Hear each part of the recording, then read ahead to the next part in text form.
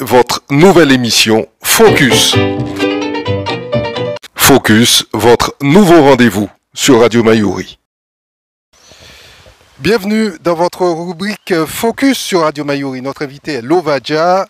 Qui ne connaît pas Lovadia? Bonjour Lovadia.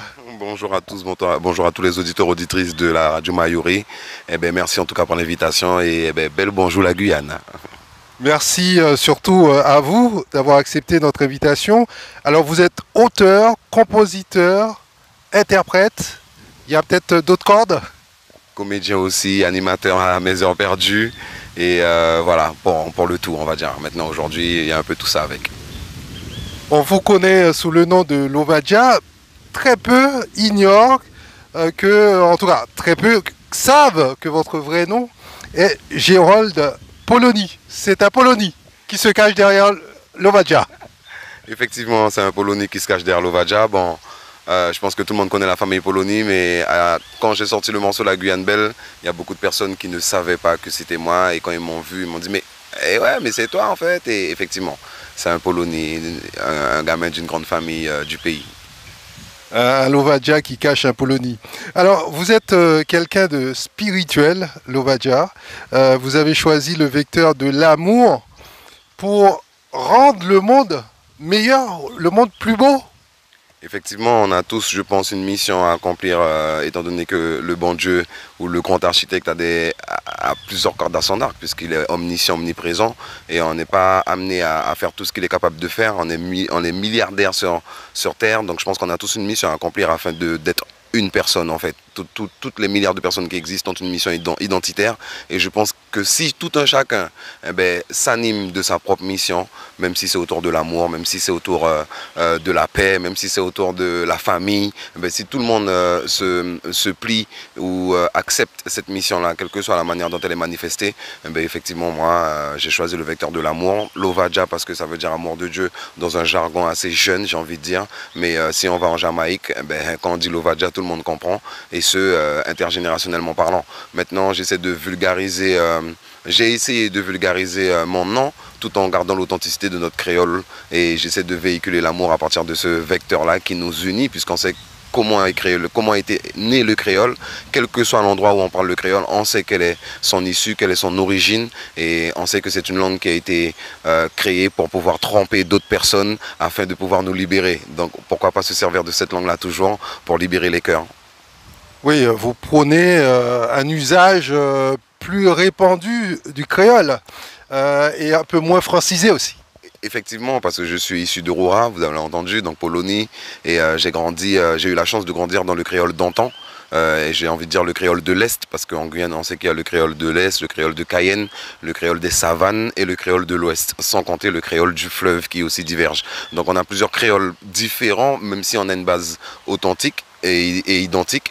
Et du coup, ouais, je pense que c'est une belle manifestation de pouvoir penser que ce créole-là peut réunir les gens à nouveau, parce que c'était déjà une force à l'époque, et pouvoir toucher d'autres personnes à l'extérieur du pays, notamment les Guyanais qui sont hors du département, qu'ils puissent savoir que beaucoup de personnes font des enfants à l'extérieur et puis finalement leurs enfants ne savent plus parler créole. Quand ils rentrent au pays, ils sont dépaysés en vérité, alors que c'est la racine propre de chez nous. Et s'ils peuvent le garder en musique, je pense que c'est un bon vecteur, effectivement. Alors à l'extérieur, parlons-en, Lovadia, puisque vous aviez travaillé comme surveillant de prison. Alors ça aussi, on ne sait pas forcément. Pendant cette période, vous avez vécu des moments très difficiles. Vous étiez dans un appartement de 12 mètres carrés, j'ai vu, à Paris, pour ceux 9 même. Et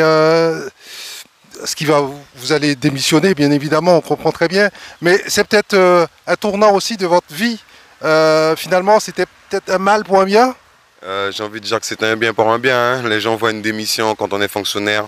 Tout dépend de l'idée qu'on se fait du fonctionnariat. Moi, j'ai eu l'occasion d'y travailler pendant 8 ans. Et au-delà du travail et la fonction de surveillant de prison, j'ai compris ce qu'était un fonctionnaire en vérité dans le système dans lequel on vit, donc le système français, le système étatique français.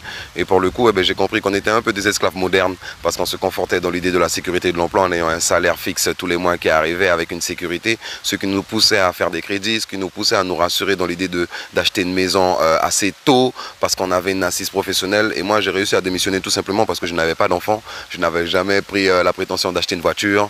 J'ai toujours siroté mon argent quand il est arrivé. Et mes fins de mois étaient toujours à découvert parce que j'étais du genre à dépenser tout ce qui arrivait tout de suite. Bien heureusement, ça, ce fut un mal pour un bien. Ça veut dire que j'ai pas eu la chance de faire des économies, de capitaliser. Mais à côté de ça, j'ai pu découvrir le concentré des problèmes de société au sein des prisons, par exemple. Si on doit parler de la population pénale, voilà que moi, j'ai eu l'occasion de rencontrer sur les coursives d'un étage. Par exemple, j'ai commencé à Nanterre. Donc, sur les coursives d'un étage, c'est 120 détenus. Et 120 détenus qu'on doit gérer là, de 7h à 13h ou de 13h à 19h ou encore pendant la nuit de 19h à 7h du mat. Et quand on doit gérer 120 détenus, la journée, c'est-à-dire de 7h à 13h ou de 13h à 19h, on est seul avec 120 détenus. Et il faut pouvoir gérer les comportements, il faut pouvoir gérer les attitudes, il faut pouvoir gérer le fait que aujourd'hui, cet homme s'est réveillé mal au milieu de 120 personnes. Il y en a 5 qui sont peut-être mal réveillés avec 5 caractères différents. Et ça m'a forgé, ça m'a appris à connaître le monde de manière plus précise, j'ai envie de dire. Et on connaît le monde de par les hommes. Et finalement, ce fut une très belle expérience pour moi d'être surveillant de prison pendant 8 ans.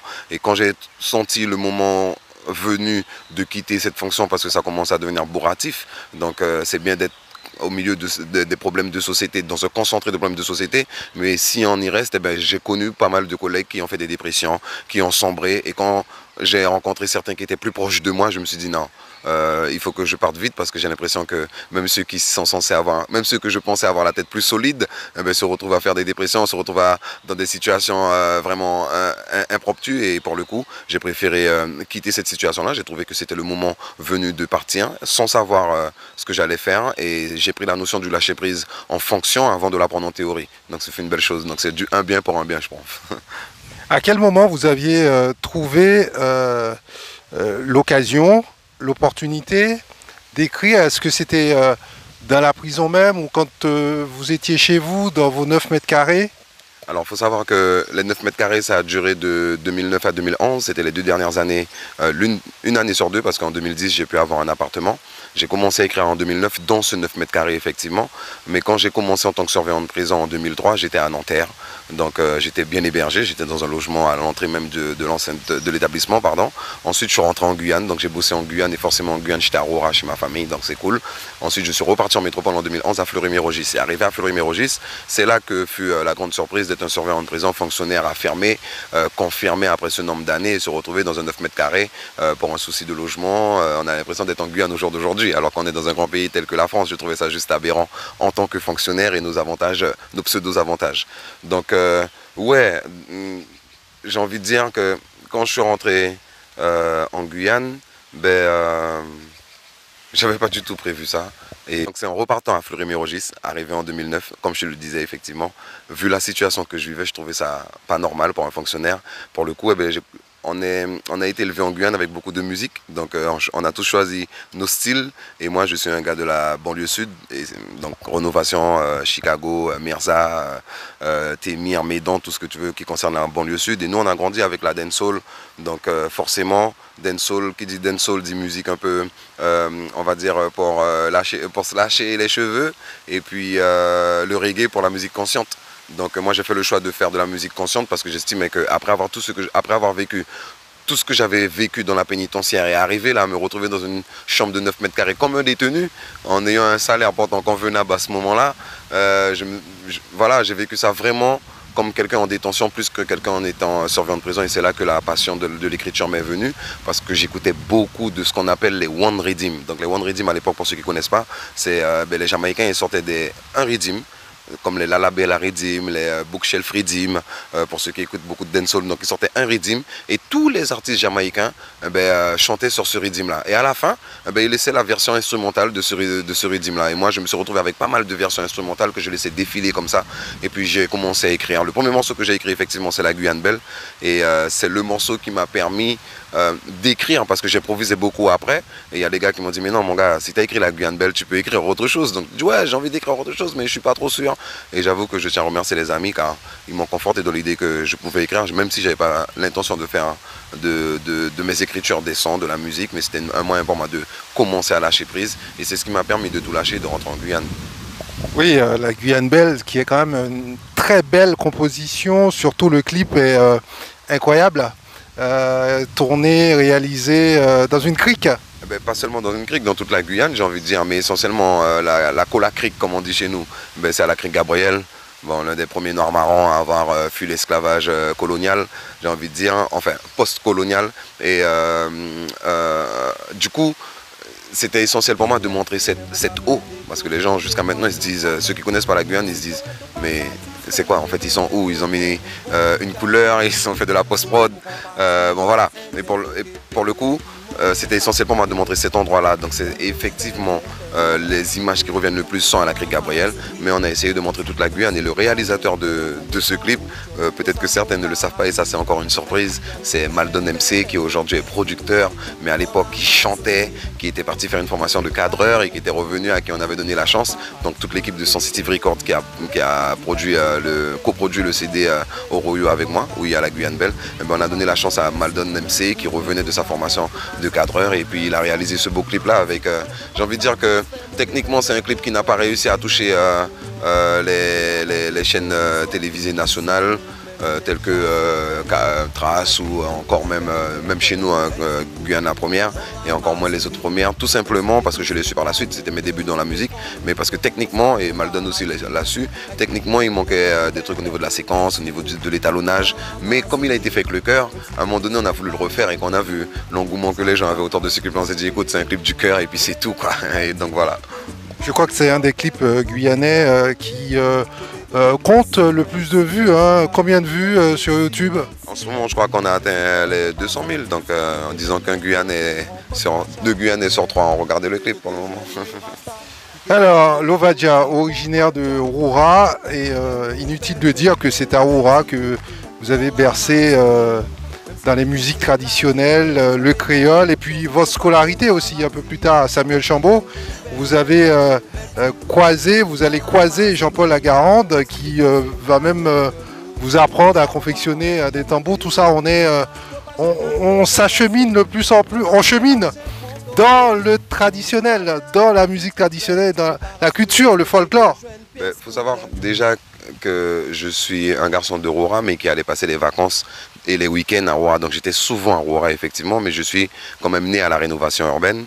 Et ma mère est une amie à Jean-Paul Lagarande, une amie d'enfance. Donc ma mère même qui aime le carnaval maintenant, ma mère qui aime la musique traditionnelle, qui chante quand on a l'occasion de le vivre en communauté restreinte, la famille et tout, entre amis. Et pour le coup, oui, j'ai grandi dans la musique traditionnelle de Roura, de l'Est même, j'ai envie de dire, avec de la famille aussi qui chantait depuis bien longtemps. J'ai mon arrière-grand-mère que je l'ai su bien longtemps après, mais j'ai mon arrière-grand-mère qui inventait des chansons au tir-larigot. Et je l'ai su quand moi-même, je me suis posé la question à savoir d'où ça venait pour moi la musique, puisque du côté de mon père c'était plutôt le sport et le foot. Et du côté de la famille Polonier, il faut savoir qu'il a existé un groupe qu'on appelle le groupe Oyak, qui était essentiellement composé de Polonies. Moi, j'ai grandi avec eux, j'ai envie de dire, pour avoir de la musique plus moderne à l'époque, puisque c'était sortir de la musique traditionnelle. Quand on écoutait le groupe Oyak, c'était un orchestre, et il y avait déjà des guitaristes tels que Émile Polony, il y avait André Polony, il y avait Prosper Polony qui était déjà là. Donc il faut savoir que la famille Polony est dans la musique depuis un moment, et jusqu'à maintenant, j'ai parlé d'Émile Polony avec le groupe Oyak, mais il est encore guitariste chez les Mécènes. Donc nous sommes là dans la musique depuis un moment, c'est juste que je pense que c'est la récompense de tous nos ancêtres qui ont bossé avant, et aujourd'hui je suis à l'apogée de tout ce qu'ils ont fait avant et je profite, mais je ne suis pas le seul, puisque on entend parler des artistes de Roura de plus en plus aujourd'hui. On parle de Vaga, on parle de Vinci qui est aussi originaire de Roura tout comme moi. Bon voilà quoi, nous sommes déjà T2I, donc nous sommes déjà 4 étoiles là, qui essayons de faire briller la commune. On va dire que nous sommes déjà 5, puisqu'Oyak a déjà fait le travail avant nous en prémisse. Donc oui, musique traditionnelle, bercée effectivement par ce que quand j'étais à Cayenne, j'écoutais de la dancehall et du reggae, comme je te disais, mais quand j'arrivais à Roura, il n'y avait pas de dancehall et reggae, hein. C'était Kaseko, c'était chanté à la voix en a cappella et taper des mains. Et forcément, moi j'ai été à l'école à Solange Passion en maternelle. Quand j'arrive en primaire à Samuel Chambaud, où on est en journée continue, donc on a l'école de 7h30 à 13h. Les après-midi, on avait déjà ce qu'on met en place aujourd'hui, ce qu'on appelle les activités extrascolaires à l'époque, mais aujourd'hui on appelle ça les activités périscolaires. Mais ça existait déjà à l'école Samuel Chambaud. C'est une école qui était très en avance sur les programmes et l'organisation, l'aménagement horaire pour les enfants. C'était un truc splendide. On avait l'école du lundi au vendredi. On n'avait pas à l'exception du mercredi comme les autres écoles. Mais en tout cas, c'était un mal pour un bien. J'ai envie de dire un bien pour un bien. On en a marre de dire un mal pour un bien. C'était un bien pour un bien parce que les après-midi, on avait des activités telles que activités vannerie. J'ai eu l'occasion de faire de la vannerie à Samuel Chambaud. J'ai eu l'occasion de faire du yoga avec Julie Adami, par exemple. J'ai eu l'occasion de confectionner mon premier tambour, comme tu l'as dit, avec Jean-Paul Agarante. Mais c'était une continuité parce que ma mère allait déjà à l'Académie Tambour à Chicago. Et quand c'était le vendredi, j'étais dans la Renault 5 là. On baissait les vitres. Tous les copains de la mater étaient dehors en train de surveiller les enfants et les différentes voitures où il y avait des enfants de maman, de famille monoparentale, pardon. Et puis, elles étaient dedans en train de chanter et de danser. Et nous, on est dans la voiture là, en train de prendre notre casse-écor en étant à Cayenne, en étant au village chinois. Donc du coup, ouais, c'est quelque chose qui nous berce et je pense que notre cœur bat au rythme de la tradition. C'est fondamental pour tout Guyanais. Oui, donc c'est important de permettre aux jeunes de les initier le plus tôt possible à ces traditions. Alors, votre premier album, Lovadia, sort en 2013. Cet album s'intitule Oroyo. D'ailleurs, c'est sur cet album que figure la chanson La Guyane Belle. Effectivement, on a sorti le single La Guyane Belle le 10 juillet 2013. Et à l'issue de ce single, on a annoncé l'album Oroyo. De manière générale, quand on annonce un single, l'album porte le nom du single annoncé. On a voulu le faire, mais comme on prenait le créole et on voulait marquer déjà dès le premier album l'empreinte de notre créole. Et moi j'aimais dire Oroyo, et c'est un terme qu'on avait retrouvé aussi avec Tonton Joe. Donc Tonton Joe qui le disait souvent en radio. Et moi quand j'ai sorti le morceau, c'est en vérité un relais à Tonton Joe que j'ai voulu prendre, parce que c'est un mot que j'utilisais moi-même beaucoup quand j'étais en métropole. Et je me disais, ça veut dire quoi? Je dis, ça veut dire advienne que pourra. Parce que là j'ai l'impression que tu fabules un peu là. Tout comme des fois tu le disais dans la joie, et ben ouais, Oroyo, hein, mon frère, c'est arrivé gain ça là, maman, ah ouais, moi t'es content. Hein. Donc c'est cette faculté à avoir différentes connotations selon l'intonation à laquelle et selon le contexte dans lequel on l'utilise, ce terme. Donc on a voulu marquer ça d'une pierre bien gravée. Donc on s'est dit, bon, la Guyane Belle, c'est bien, mais il y a des slogans déjà qui existent autour de ça. Danny Play a déjà fait un morceau autour de ça. Bon, on n'était pas sûr que les gens allaient retenir la Guyane Belle. On s'est dit, en tout cas, au Oroyo, ils vont le retenir. Et la vérité, il y a beaucoup de personnes, toutes les personnes qui aiment la Guyane Belle, en musique festive et en même temps en musique reconnaissante du pays, j'ai envie de dire, comme l'hymne du pays, ben, le morceau conscient qu'ils retiennent sur l'album, c'est Oroyo, parce que c'est quand même un titre de l'album aussi. Oui, Lovadia, vous avez fait bonne impression. C'est pas facile hein, de faire bonne impression, sachant que ce que les gens vont retenir, c'est surtout la première impression. Et il faut dire que là-dessus, à ce niveau-là, vous avez réussi avec ce titre, La Guyane Belle. Mais c'est grâce en partie des collaborations que vous avez mises en place lors de la sortie de cet album avec Sensitive Records, les frères Sip, Inspiration Tambou. C'était important de s'entourer de la crème à l'époque, en tout cas dans tout ce qui gravite hein, autour du folklore, de la musique traditionnelle. Hein. Il faut savoir que je suis un gars qui aime beaucoup lire des livres philosophiques, des livres de méditation. Et au moment où je crée cet album, puisque comme je te le disais, j'étais dans le lâcher-prise, je quittais la pénitentiaire. J'avais quitté la pénitentiaire en 2011, donc on arrive en 2013 où en avril 2013 je rencontre un gars qui est dans la musique depuis longtemps, qui organise des soirées privées par le nom de Bernard Rabefari, et je lui fais écouter en acapella le morceau La Guyane Belle. Donc moi j'arrive et je lui dis, bon j'ai ce morceau là, mais les gars disent que c'est bien et tout, toi tu fais depuis longtemps des soirées, des manifestations reggae, qu'est-ce que tu en penses? Il me dit, mais non c'est une tuerie, mais il faut le jouer en live et tout, il faut le jouer vraiment en live. Du coup qu'est-ce qui se passe? Je lui dis, tu sais, je lis un livre en ce moment qui parle du cerveau collectif. Et je ne suis pas dans la musique en fait. Je ne connaissais rien de la musique à part le fait d'écouter de la musique et d'apprécier la musique. Je ne savais pas. D'ailleurs, je ne m'attendais à rien de ces morceaux. Ça veut dire que je voulais juste arriver au bout d'un projet personnel. Parce qu'après avoir été fonctionnaire, c'était mon premier projet seul, quoi. Où est-ce que j'ai dit, bon, ben moi je fais ça. Oh, les gars m'ont poussé à faire ça, ben je fais ça. Et puis, dans tous les cas, je vais faire un album, je vais le terminer. Et puis, on verra ce que ça va donner. Donc, quand j'ai rencontré Bernard Abefari, qui m'a fait rencontrer mon cousin que je ne connaissais pas, J.R. Polonide, par le nom de Tête Red. Donc quand on me fait rencontrer J.R. Polonide, il me dit « Ouais, c'est toi, alors j'ai su que tu étais un Polonais là !» Bon, parce que j'ai entendu ton truc là, vite fait sans vidéo, parce qu'on n'a pas encore enregistré, même pas de maquette, rien du tout. Hein. Je le chante, les gens m'enregistrent et puis ils font tourner. Donc du coup, il dit « J'ai entendu le truc là, mais... » On va aller au studio de Sensitive Record, tu vas nous le chanter en studio pour voir ce que ça donne vraiment ta voix et tout. Et puis on verra, je dis, moi je suis pas un gars à voix par contre, hein, j'aime pas trop ma voix. Donc si vous trouvez quelqu'un pour chanter, ça me va hein, si j'écris. Et puis finalement les gars me disent, non t'as un truc. Je dis, comment ça j'ai un truc? Ils me disent, non. Donc dès lors, il y a eu cette idée du cerveau collectif. Avant de sortir le morceau le 10 juillet 2013, eh bien, en avril 2013, je fais la deuxième édition de la Bouche Party. Ce qu'on appelle la Bouche Party, c'est organisé par l'équipe de Sensitive Record en collaboration avec Bernard Abefari. Donc je fais l'avant-première de sortie de l'album de Ruben, Mon Envie. Donc il présente cet album-là à l'Auberge du Mayori. Et moi je fais l'avant-première avec des artistes comme Philosophie, Natural Loustic. Bon, il y en avait deux autres encore que j'ai oubliés. Quand j'arrive là en live, bon, je ne sais pas comment ça va se passer, donc on commence les répétitions. Donc en répétition, les gars disent que j'ai une énergie sur scène terrible, donc il faut gérer ça. Bon, je commence à prendre confiance, mais je ne sais pas où je vais en fait. Donc le cerveau collectif, je lis en même temps, donc je dis écoute mon gars, c'est laisser chacun gérer son domaine de compétences. Toi, ils t'ont dit que tu savais gérer la scène, mieux que certains quand ils ont commencé, donc tu as déjà un avantage, c'est peut-être le fait que tu sois à l'aise en tant que surveillant de prison avec plusieurs détenus, sous pression, là tu n'es pas sous pression, tu es à l'opposé de ce que tu vivais en détention, c'est encore plus facile. Donc j'ai cette aisance-là grâce au métier de surveillant de prison. Du coup, eh ben oui, on se met en place. JR voit que le live, quand je fais la Guyane Belle, j'ai présenté deux morceaux, Oroyo et la Guyane Belle. Quand je fais la Guyane Belle, tout le monde demande à bisser, tripler. J'ai dû le chanter au moins 5 fois la Guyane Belle avant qu'on accueille Ruben. C'était juste hallucinant. Du coup, je me retrouve à Sensitive Record en train de prendre des cours de chant, des cours de vocal. Ouais, je chante comme ci, comme ça. Et c'est JR avec toute son équipe, donc Eric Caso, Franck Laliga. Ils n'étaient pas beaucoup, mais ça bossait dur. Et pour le coup, ils ont dit non, mais on va prendre tel musicos. Ils m'ont fait rencontrer Simon. Ils m'ont fait rencontrer Inspiration Tambou, c'est Ancyclette. Ils m'ont fait bon, je connaissais déjà Ancy parce que sa mère et ma mère sont des amis d'enfance aussi. Donc j'ai gardé Ancy quand on était jeune.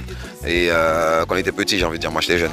Et pour le coup, les frères Sip, pareil, Nicolas, c'est mon ami d'enfance. Et j'ai eu l'occasion de faire un concours de tambour chez Montserrat, où est-ce que j'ai terminé 3e derrière Steve et Nicolas. Hein. C'était juste imparable jusqu'à aujourd'hui, tu vois, tu vas pas te mesurer aux frères Sip parce que voilà. Donc moi j'étais bien content d'être sur le podium cette année-là. Bon, et je les ai retrouvés, je dis non, vous êtes toujours dans la musique les gars, non, sérieux, mais ouais, ça fait plaisir, Ancy, t'es dans le tambour. Ah, j'aurais jamais cru ça, toi, dans le tambour. Ah ouais, ton père c'est un Saint-Lucien. Oh, il me dit toi aussi, j'ai dit ouais, mais bon, je l'ai su tard, bref. Cerveau collectif de musiciens qui compose cet album en fait, parce que moi je suis juste arrivé avec des instrus jamaïcaines comme je t'ai dit, hein, donc des versions jamaïcaines, et des gars ils ont dit non, tu peux pas chanter ce créole là sur des versions jamaïcaines, si tu veux tu vas faire ça pour toi après, ce que j'ai fait après, mais en attendant on va composer, et c'est eux qui ont mis autour. Par contre, une chose qui était sûre, c'est que dans toutes les versions jamaïcaines sur lesquelles j'avais posé en maquette, j'étais avec mon tambour en train de faire des rythmiques parce que je voulais intégrer ce tambour là qu'on entend très peu dans les musiques reggae. Il est là, la percussion elle est là, le tambour il est là, mais on l'entend très peu. Et moi j'ai voulu mettre ça en avant. Quand on a fait le premier album La Guyane Belle, ça a créé une identité et je pense que cette template ne me quittera jamais. Oui, ça pourrait même devenir une hymne pour le tourisme en Guyane, la Guyane Belle. Alors, vous avez composé, vous avez composé l'ensemble, vous êtes l'auteur et vous avez composé l'ensemble de vos titres, les titres qui figurent sur cet album. Il faut aussi signaler la présence de Joël Zorobabel, qui était un compositeur confirmé, qui est aussi intervenu sur ce projet et qui a participé. Et moi, ce que je voudrais mentionner pour nos auditeurs et nos internautes, c'est le fait que vous ayez partagé quand même la scène avec des grands noms du reggae, comme Steel Pulse, Bunny Wailer. Vous avez aussi collaboré avec Corneille, Christophe Maé. Rapidement, est-ce que vous pouvez nous rappeler, est-ce que vous vous souvenez des circonstances dans lesquelles vous avez rencontré ces gens-là? Alors déjà, on va mettre un point d'honneur sur Joël Zorobabel parce qu'effectivement, je ne parle pas de lui sur l'album, alors que Joël Zorobabel, ce fut mon premier professeur de chant, j'ai envie de dire. Parce que toutes les répétitions qu'on a fait pour l'enregistrement de cet album se faisaient chez Joël Zorobabel. Et toutes les voix chœurs qu'on entend sur cet album sont aussi réalisés par Joël Zorobabel. Jusqu'à maintenant, dernièrement, j'ai fait une prestation pour les 50 ans ou les 55 ans de la carrière à Victor Clett. Et Francis Nugent qui était en train d'apprendre les chœurs avec Kimona, eh ben, ils m'ont dit, mais qui a fait les chœurs pour toi? J'ai dit, j'espère que c'est pas pour dire quelque chose de méchant. C'est Joël Zorobabel. On savait pas quoi choisir et tout. J'ai dit, non mais les gars là, Joël il a posé au moins 8 voix par session en fait. C'est 8 à 12 voix, 17 voix, déclinaison, c'était un truc de malade. Et effectivement, Joël c'est lui qui m'a donné toutes les premières techniques pour commencer à chanter. À côté de Joël, eh ben, j'ai la chance, grâce à la musique que je fais aujourd'hui, de rencontrer des gens extraordinaires. Et là, on va parler de l'homme défunt Kikoré, pour parler des personnes que j'ai pu rencontrer dans la musique. Il faut savoir que Christophe Maé et Corneille, ce sont des artistes que j'apprécie particulièrement. Et avant de chanter, eh ben, je m'étais toujours dit, si je chante un jour, ce serait un peu comme eux en fait. Et j'ai été les voir en concert. Et moi, Corneille m'a juste fait pleurer en fait. J'étais comme ça devant lui quand j'étais en stage eh ben, au Beaumet. Donc en 2004, janvier 2004, je suis en métropole en tant que surveillant de prison en train de faire mon stage au Beaumet. Et je vais au concert de Corneille à Marseille. Et là, non mais c'est juste... hallucinant quoi. Donc je me dis bon ok, là j'ai déjà des prémices de musique. Moi le premier album de Corneille il est ancré dans ma tête à jamais et se reconnaître dans des morceaux, c'est ce qui m'a le plus bercé. Quand je suis arrivé dans la connaissance musicale, eh ben, j'ai pu rencontrer des gars comme Blacko aussi dans un studio par hasard. Et moi j'ai kiffé Sniper quand je suis arrivé en France parce que c'était le rap moderne mais toujours conscient parce que moi je suis sur le rap ancien et mon prédominant dans la musique du rap c'est Kerry James par exemple, tu vois. Donc rencontrer des gars comme Kerry James en Guyane, quand ils sont venus en Guyane pour l'Access Tour, à savoir que l'Access Tour c'est plus de 40% de son budget récolté pour chaque scène, où dans chaque pays où il va, chaque ville où il va, eh bien, il récolte quelques jeunes qui présentent un projet d'études supérieures et avec ces sous-là, eh bien, il les accompagne. C'est un truc de malade. Donc il y a eu quelques jeunes Guyanais qui ont été accompagnés par Kerry James quand il est venu faire un concert ici. Et c'est un peu l'idée de la musique que je veux faire. Du coup, comme je l'ai dit, on est bercé par des gars qui nous donnent de la musique consciente, tels que Benny Wheeler. Si Bob Marley était encore vivant, j'aurais rêvé le rencontrer. Et Kikoré, ben Blackwood, moi quand j'étais en Guyane, la version reggae de ma mère, c'était à la Maison Ré en fait. Donc ma mère c'était la frangine des Ré. Donc moi quand j'étais petit, j'étais déjà en train de toucher les instruments, à foutre le bordel quand ils répétaient en fait. Donc moi je suis le petit frère des Ré. Et tout le monde me connaît là-bas. Donc quand moi je suis arrivé, j'étais le plus gêné que quiconque. Donc quand je suis arrivé chez la famille Ré, ils m'ont dit, oh qu'est-ce que tu fais tous les lundis on répète là, faut venir là. Mais je me dis, oh mon petit frère, il faut que tu viennes là, tous les lundis on répète. J'ai dit ok je vais venir. Mais j'avais pas vu l'engouement qu'il y avait autour de ça. Je me suis dit, les gars ils rigolent, ils peuvent pas me considérer comme tel. Et quand j'ai commencé à check Blackwood, mais là j'ai pris un autre niveau, ça veut dire que moi je suis tombé dans le reggae guyanais. Et bon, c'est Kiko qui me fait rencontrer Benny Wheeler, c'est Kiko qui me fait rencontrer David Haynes de Steve Pulse. Et franchement, ce sont des gens qui m'ont bercé parce qu'il faut savoir que c'est Kiko qui me fait rencontrer aussi toute l'équipe de Third World. Et quand j'étais très jeune, j'ai eu la chance, avec un beau-père qui m'a servi de père, René Claude Clette, d'aller voir mon premier concert au Zéphyr. C'était Third World. Donc du coup, partage là, ça n'avait qu'après, c'était juste quelque chose d'hallucinant. Mais pas que, il y a eu Sahel de la Martinique. Ce même jour-là, c'était pendant le KN Reggae Festival. Et j'ai eu l'occasion d'être sur scène, mais j'ai eu l'occasion d'être invité aussi lors de la deuxième édition. Et j'ai eu l'occasion de faire l'avant-première des groupes tels que Morgan Héritage. Bon, voilà quoi. Si je devais citer toutes les personnes que j'ai pu rencontrer grâce à la musique, je vais parler de Christian Louvrier parce que j'ai fait les avant-premières de Morgan Héritage. Mais avant ça, j'ai conduit Morgan Héritage grâce à Christian Louvrier qui organisait un concert de Morgan Héritage à Renélan, à Saint-Laurent quoi.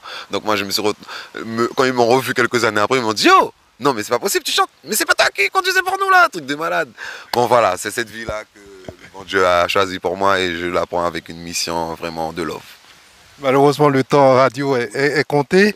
La cerise sur le gâteau, c'est quand même, vous avez été récompensé à 4 reprises, si je compte bien, au Lion d'Or. Effectivement, sur cette nomination, à 4 reprises, ça faisait longtemps que ça n'avait pas eu lieu autant de nominations. Avant moi, le dernier, c'était Warren. Et Warren, il avait fait... alors là, Warren, lui, il avait fait... C'est le meilleur, d'ailleurs. Il avait fait, je crois, une dizaine de nominations. Il en avait pris presque 10, même, lui-même. Et avant lui, c'était les Blue Stars, qui avait fait aussi pas mal de nominations et qui avait pris plus de la moitié des des prix nommés. Moi, ben, j'en ai eu 4 sur 7 nominations. Et franchement, sur le deuxième projet que j'ai sorti en 2016, donc en Mola Chooko, j'ai été encore, on m'a redonné le titre d'album de l'année d'inspiration traditionnelle et ou d'inspiration traditionnelle. Donc je suis pleinement reconnaissant envers Amazon, l'association Amazonie.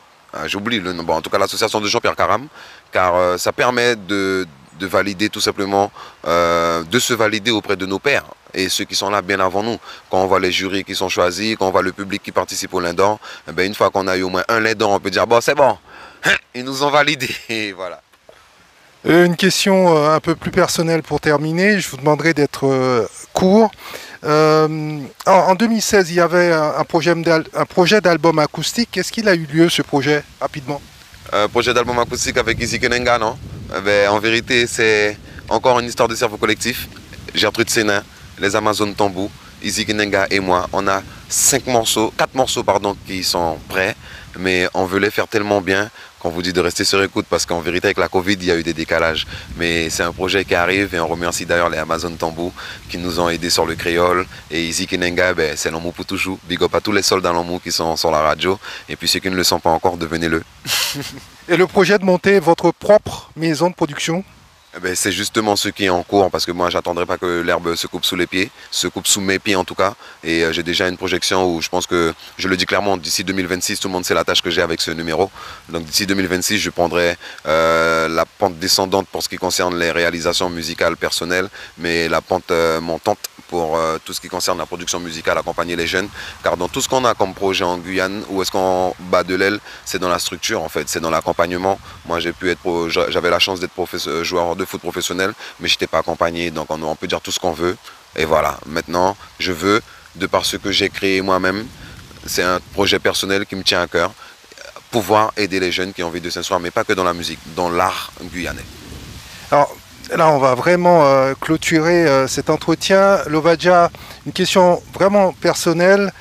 Tous les Guyanais ont entendu parler de vous à un moment ou à un autre, savent que vous faites de la musique ou ont eu l'occasion d'écouter la Guyane Belle. À côté de la musique, vous faites autre chose également. Est-ce que aujourd'hui, pour vivre de la musique, quand on est Guyanais, est-ce qu'il faut prendre la voix de l'étranger? Est-ce qu'il faut partir du territoire comme d'autres le font actuellement? On pense à Fanny, on pense à Bambi, on pense à bien d'autres. Est-ce que vous pensez que le fait d'être revenu en Guyane et d'avoir fait le choix de vous installer, de rester sur place, ça a mis un frein dans votre élan musical en termes de retombées et pour pouvoir en vivre correctement? Tout un chacun voit comment il mène sa barque, et je me souviens encore de Djanai quand je ne faisais pas encore de la musique, où il disait que lui, il veut être un artiste international. C'était sa volonté. Donc comment vouloir un Guyanais qui a une volonté qui dépasse les frontières guyanaises, et le travail qu'il fait ne peut être que remarquable. J'ai envie de dire par là que Bambi, elle vit à l'extérieur de la Guyane, certes, mais où est-ce qu'elle vient se ressourcer? En Guyane, et elle ne le dénie pas. Elle ne dit pas qu'elle n'est pas guyanaise, par exemple. Fanny, je ne crois pas qu'elle vit à l'extérieur. Je pense qu'elle est beaucoup en tournée. Donc il y a des fois où elle est ici, et pour le coup, là, elle est en tournée. C'est que c'est bon, les sons ils donnent, mais pendant un certain temps, on n'entendait pas aussi. Et c'est ça le mood de la musique, en fait. Donc il y a des fois, on est au devant de la scène, et il y a des fois, on est en dessous. Ça ne veut pas dire qu'on n'est pas là, mais on est dans la créativité. Maintenant, moi, j'ai fait le choix de rester pour le pays et de prôner pour le pays. Mais c'est parce que des Warren, des Fanny, justement des Bambi, des Djanai King ont déjà fait le travail. Combien de fois on a dit qu'il fallait aller à l'extérieur pour prendre ce qu'il y avait à prendre et venir le faire en Guyane? Je tiens à rappeler toutefois que Djanai, au jour d'aujourd'hui, est en train de devenir producteur. Il produit ses frères et il produit d'autres personnes avec sa boîte d'entreprise qu'on appelle Road Empire. Et Road Empire, même quand il a été signé, Road Empire avait déjà une part dans ça. Ça veut dire qu'on avait déjà la notion des personnes qui avaient été trompées, qui avaient été dupées pour ne pas être dupées aujourd'hui. Donc, moi, j'estime que je suis de ceux qui doivent rester au pays pour récolter tous ceux qui sont partis là, parce que moi, je suis parti pour autre chose, pour le foot, pour le travail, et je suis revenu donner ça. Mais moi, j'estime que je veux vivre ici, moi, je ne veux pas aller à l'extérieur, et il faut qu'il y ait ce rôle-là. Donc, c'est une continuité et non pas une différence. Lovadia, merci. Avec plaisir, merci Mayuri, merci à vous tous. L'amour pour toujours, restez connectés. Jeune girl, ça fait comme mucho, tout ça mon paradis. La Guyane, tout belle, belle, belle, belle.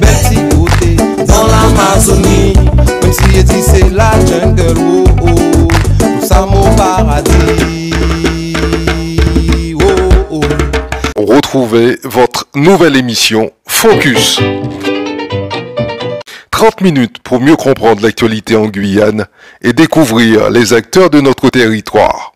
Focus, c'est du lundi au vendredi, première diffusion à 8h30, puis rediffusée à 13h10 et 19h10. Focus, votre nouveau rendez-vous sur Radio Mayuri.